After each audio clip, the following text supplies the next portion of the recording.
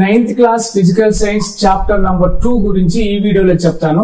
ఈ వీడియో చూడడం ద్వారా మీరు ఏం నేర్చుకుంటారంటే ప్యూర్ సబ్స్టెన్సెస్ కి ఇంప్యూర్ సబ్స్టెన్సెస్ కి మధ్య ఉండే తేడా, ప్యూర్ సబ్స్టెన్సెస్ అంటే ఏంటి, ప్యూర్ సబ్స్టెన్సెస్ ఎన్ని రకాలు, ఎలిమెంట్స్ అంటే ఏంటి, కాంపౌండ్స్ అంటే ఏంటి, ఎలిమెంట్స్ కి కాంపౌండ్స్ కి మధ్య తేడా ఏంటి, మిక్చర్స్ అంటే ఏంటి, మిక్చర్స్ లో ఎన్ని రకాలు ఉంటాయి, హోమోజీనియస్ మిక్చర్స్, హెట్రోజీనియస్ మిక్చర్స్ అంటే ఏంటి, సొల్యూషన్స్ అంటే ఏంటి, కొలాయిడల్ సొల్యూషన్స్ అంటే ఏంటి, సస్పెన్షన్ సొల్యూషన్స్ అంటే ఏంటి, ఫిజికల్ చేంజెస్ కి కెమికల్ చేంజెస్ కి మధ్య ఉండే తేడా ఏంటి, ఇలాంటి విషయాలు ఎన్నో ఈ వీడియోలో తెలుసుకుంటారు. Let's get started. మన చుట్టూ ఉండే మ్యాటర్ ని మనం రెండు రకాలుగా క్లాసిఫై చేసుకోవచ్చు. ప్యూర్ సబ్స్టెన్సెస్ అని, ఇంప్యూర్ సబ్స్టెన్సెస్ అని. ప్యూర్ సబ్స్టెన్సెస్ అంటే ఏంటి? మనం మార్కెట్ కి వెళ్ళి ఎన్నో వస్తువులు కొంటూ ఉంటాం. లైక్ మిల్క్, నెయ్యి, స్పైసెస్, సాల్ట్. ఏ వస్తువునైనా కొనేటప్పుడు మనం ముఖ్యంగా చూసేది ఏమంటే అది ప్యూర్ అవునా కాదా. మనలాంటి కామన్ మ్యాన్ దృష్టిలో ప్యూర్ అంటే ఎటువంటి కల్తీ లేకపోవడమే, నో అడల్ట్రేషన్. అదే సైంటిస్ట్ ప్రకారం అయితే ప్యూర్ అనే పదానికి వేరే అర్థం ఉంది. అదేంటో ఇప్పుడు చూద్దాం. ఏ పదార్థం అయితే ఒకే రకమైన ఆటమ్స్ తో గానీ ఒకే రకమైన మాలిక్యూల్స్ తో గానీ తయారు చేయబడి ఉంటుందో అది మాత్రమే ప్యూర్ సబ్స్టెన్స్. ఈ ప్యూర్ సబ్స్టెన్సెస్ ని రెండు రకాలుగా చెప్పొచ్చు మనం. ఒకటి ఎలిమెంట్స్, రెండు కాంపౌండ్స్. ఎలిమెంట్స్ అనేది ఒకే రకమైన ఆటమ్ తో మేడ్ అయి ఉంటుంది. ఫర్ ఎగ్జాంపుల్ ఐరన్ లో ఓన్లీ ఐరన్ ఆటమ్స్ మాత్రమే ఉంటాయి. ఎలిమెంట్స్ కోసం పీరియాడిక్ టేబుల్ చూడండి. ఈ ఎలిమెంట్స్ ని మళ్ళీ మూడు రకాలుగా చెప్పొచ్చు.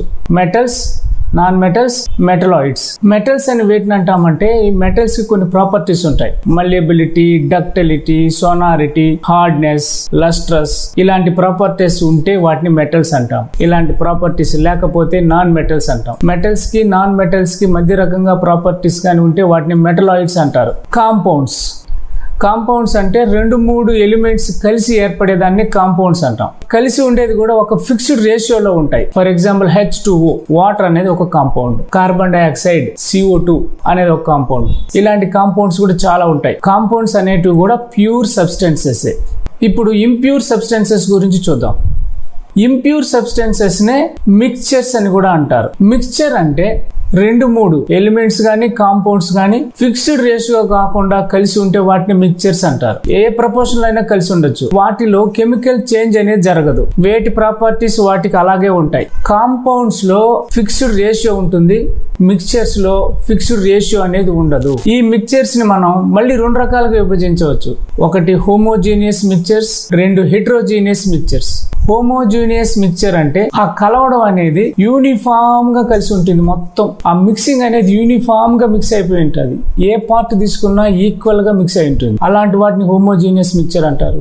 హెట్రోజీనియస్ అంటే ఈక్వల్ గా మిక్స్ అవ్వదు, యూనిఫామ్ గా మిక్స్ అవ్వదు. హోమోజీనియస్ మిక్చర్స్ గురించి చెప్పాలంటే ముఖ్యంగా మనం చెప్పుకోవాల్సింది సొల్యూషన్. వాటర్ లో షుగర్ ని యాడ్ చేసి మిక్స్ చేస్తే అది ఈక్వల్ గా మిక్స్ అయిపోతుంది. దాన్ని షుగర్ సొల్యూషన్ అంటాం. ఇలాంటి సొల్యూషన్స్ అనేటివి చాలా ఉంటాయి. జనరల్ గా సొల్యూషన్ అంటే ఏంటో ఇప్పుడు చూద్దాం. సొల్యూషన్ లో 2 థింగ్స్ ఉంటాయి. ఒకటి తనలో డిజాల్వ్ చేసుకునేది, రెండు డిజాల్వ్ అయ్యేది. డిజాల్వ్ చేసుకునే దాన్ని సాల్వెంట్ అంటారు, డిజాల్వ్ అయ్యే దాన్ని సొల్యూట్ అంటారు. ఈ రెండింటిని కలిపి సొల్యూషన్ అంటాం. షుగర్ సొల్యూషన్ లో షుగర్ అనేది సొల్యూట్, వాటర్ అనేది సాల్వెంట్. 80% ఇథైల్ ఆల్కహాల్ లో 20% వాటర్ గాని కలిసి ఉంటే ఇథైల్ ఆల్కహాల్ ని సాల్వెంట్ అంటారు, వాటర్ ని సొల్యూట్ అంటారు. కానీ జనరల్ గా వాటర్ లోనే చాలా ఎక్కువ పదార్థాలు కరిగి ఉంటాయి కాబట్టి అలాంటి సొల్యూషన్స్ మనకు దొరుకుతాయి కాబట్టి వాటర్ ని యూనివర్సల్ సాల్వెంట్ అంటారు. ఇప్పుడు కాన్సన్ట్రేషన్ ఆఫ్ సొల్యూషన్ అనే దాన్ని చూద్దాం. కాన్సన్ట్రేషన్ ఆఫ్ సొల్యూషన్ అంటే సొల్యూషన్ లో సొల్యూట్ అనేది ఎంత వరకు కరిగి ఉండాలి అని తెలియచేసేదాన్ని కాన్సన్ట్రేషన్ ఆఫ్ సొల్యూషన్ అంటారు. దీన్ని తెలుసుకోవడం కోసం 3 ఫార్ములాస్ ఉన్నాయి. సొల్యూట్ యొక్క మాస్ ఇచ్చి సొల్యూషన్ యొక్క మాస్ కూడా ఇచ్చుంటే mass of the solute by mass of the solution into 100. Solute యొక్క మాస్ ఇచ్చి సొల్యూషన్ యొక్క వాల్యూమ్ ఇచ్చుంటే mass of the solute by volume of the solution into 100.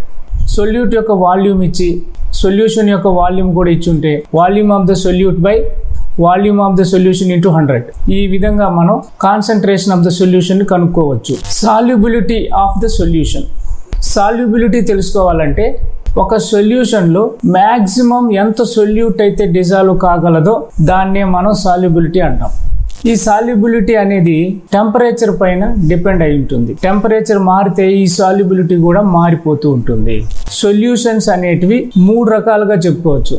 Saturated solution, unsaturated solution, over saturated solution. Solution లో solute ఎంత వరకు కరగాలో అంతే కరిగి ఉంటే దాన్ని సాచురేటెడ్ సొల్యూషన్ అంటారు. కరగవలసిన దానికన్నా తక్కువ కరిగి ఉంటే అన్సాచురేటెడ్ సొల్యూషన్ అంటారు. ఎక్కువ కరిగించాలని ట్రై చేస్తుంటే ఓవర్ సాచురేటెడ్ సొల్యూషన్ అంటారు. సొల్యూషన్స్ అనేటివి హోమోజీనియస్ మిక్చర్స్ టైప్ కింద వస్తాయి. ఇప్పుడు హెట్రోజీనియస్ మిక్చర్స్ లో ఉండే వాటిని గురించి చూద్దాం. హెట్రోజీనియస్ మిక్చర్స్ లో ముఖ్యంగా 2 రకాలు ఉంటాయి. Colloidal solutions, suspensions. ఇక్కడ మీకు ఇంకొక విషయం చెప్పాలి. సొల్యూషన్ లో ఏదైనా సొల్యూట్ డిజాల్వ్ అయిపోయినాక ఆ డిజాల్వ్ అయినటువంటి సొల్యూట్ ని మనం కంటితో చూడలేం. ఎందుకు చూడలేమంటే ఆ పార్టికల్ యొక్క సైజు చాలా చిన్నది, 1 నానోమీటర్ కన్నా తక్కువగా ఉంటుంది. అందువల్ల ఆ పార్టికల్స్ అనేటివి వాటర్ మాలిక్యూల్స్ మధ్యలో ఉండే గ్యాప్ లో కలిసిపోయి మన కంటికి కనిపించవు. ఇలాంటి వాటిని మనం సొల్యూషన్స్ అంటాం. కొలాయిడల్ సొల్యూషన్స్ లో పార్టికల్స్ యొక్క సైజ్ అనేది 1 నానోమీటర్ కన్నా ఎక్కువగా 1000 నానోమీటర్స్ కన్నా తక్కువగా ఉంటుంది. సస్పెన్షన్స్ లో 1000 నానోమీటర్స్ కన్నా ఎక్కువగా ఉంటుంది పార్టికల్ సైజ్. సో ఈ పాయింట్ గుర్తుపెట్టుకోండి. పార్టికల్ సైజ్ అనేది సొల్యూషన్స్ లో 1 నానోమీటర్ కన్నా తక్కువ ఉంటుంది. కొలాయిడల్ సొల్యూషన్స్ లో 1 నానోమీటర్ కన్నా ఎక్కువ, 1000 నానోమీటర్స్ కన్నా తక్కువ ఉంటుంది. సస్పెన్షన్స్ లో 1000 నానోమీటర్స్ కన్నా ఎక్కువ ఉంటుంది. అందువల్ల ఇవి 3 రకాలుగా బిహేవ్ చేస్తూ ఉంటాయి. ఇప్పుడు కొలాయిడల్ సొల్యూషన్స్ గురించి చూద్దాం. కొలాయిడల్ సొల్యూషన్స్ లో పార్టికల్స్ అనేటివి యూనిఫామ్ గా మిక్స్ కాకుండా ఉంటాయి. ఎందుకంటే పార్టికల్ సైజ్ ఎక్కువ ఉంటుంది కాబట్టి. కానీ అవి చూడడానికి హోమోజీనియస్ మిక్చర్ లాగే అనిపిస్తాయి. Example milk, foam, ice cream ఇలాంటివన్నీ కూడా కొలాయిడల్ సొల్యూషన్స్ కి ఎగ్జాంపుల్. ఈ కొలాయిడల్ సొల్యూషన్స్ లో మామూలు సొల్యూషన్ లాగా సాల్వెంట్, సొల్యూట్ అనే పదాలు వాడరు. ఇక్కడ 2 రకాల పదాలు ఉంటాయి. Dispersed phase, dispersed medium. ఇక్కడ డిస్పర్స్డ్ ఫేజ్ నే మనం సొల్యూట్ గా అనుకోవాలి, డిస్పర్స్డ్ మీడియం ని మనం సాల్వెంట్ గా అనుకోవాలి. అప్పుడు మీకు ఈజీగా అర్థమవుతుంది. ఇక సస్పెన్షన్స్ విషయానికి వస్తే సస్పెన్షన్స్ లో పార్టికల్ సైజ్ చాలా పెద్దగా ఉంటుంది కాబట్టి సొల్యూషన్ లో అవి కంటికి క్లియర్ గా కనిపిస్తాయి. సొల్యూషన్ లోపల పార్టికల్స్ తేలుతూ ఉంటాయి. వాటిని ఈజీగా ఫిల్టర్ కూడా చేసేయచ్చు మనం. ఇక్కడ కొలాయిడల్ కి సస్పెన్షన్స్ కి ఒక కామన్ ఫ్యాక్టర్ ఏమంటే వీటి గుండా లైట్ ని గానీ మనం సెండ్ చేస్తే ఆ లైట్ యొక్క పాత్ ని మనం క్లియర్ గా చూడవచ్చు. దీన్నే మనం టిండల్ ఎఫెక్ట్ అని కూడా అంటాం. టిండల్ ఎఫెక్ట్ అనేది ఒక్కొక్కసారి ఫారెస్ట్ లో కూడా సన్ లైట్ ని మనం క్లియర్ గా అబ్జర్వ్ చేయొచ్చు. సొల్యూషన్స్ లో టిండల్ ఎఫెక్ట్ ఉండదు. అల్లాయిస్ అని వేటిని అంటారంటే 2-3 మెటల్స్ కలిసి ఉండే వాటిని అల్లాయిస్ అంటాం. అల్లాయిస్ అనేటివి compounds, mixtures. For example brass అనేది ఒక అల్లాయ్. దాంట్లో 30% జింక్, 70% కాపర్ ఉంటుంది. ఇది ఈక్వల్ ప్రపోర్షన్ లోనే ఉంటుంది. కానీ ఈ అల్లాయ్ ని మాత్రం మిక్చరే అనాలి. ఫిజికల్ చేంజ్, కెమికల్ చేంజ్ కి మధ్య ఉండే తేడాని ఇప్పుడు చూద్దాం. ఫిజికల్ చేంజ్ వల్ల కొత్త పదార్థం ఏమి ఏర్పడదు. కెమికల్ చేంజ్ గానీ జరిగితే అక్కడ న్యూ సబ్స్టెన్స్ అనేది ఏర్పడుతుంది. ఫిజికల్ చేంజ్ వల్ల వాటి యొక్క ఐడెంటిటీ ఏం మారదు.